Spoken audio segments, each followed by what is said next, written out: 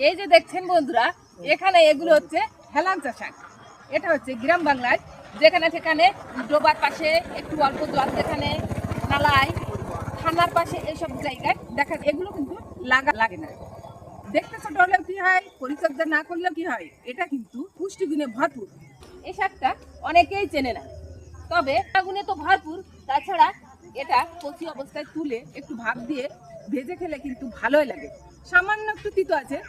এই হেলাঞ্চা শাকে শরীরকে ঠান্ডা রাখে, তাছাড়া পেট পরিষ্কার করে, কোষ্ঠকাঠিন্যতা দূর করে। এতে রয়েছে প্রচুর পরিমাণে আয়রন, যেটা আমাদের শরীরে রক্ত স্বল্পতা দূর করে। এতে রয়েছে প্রচুর পরিমাণে ভিটামিন, শরীরের জ্বালা জ্বালা ভাব, অতৃষ্ণা এসবগুলো দূর করতে এই শাকের জুড়ি নেই।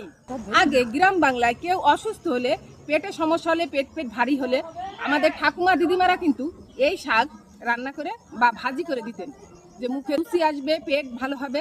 তাই এখন তো আমরা সব ভুলেই গেছি। এই প্রাকৃতিক শাকই আসল ঔষধ।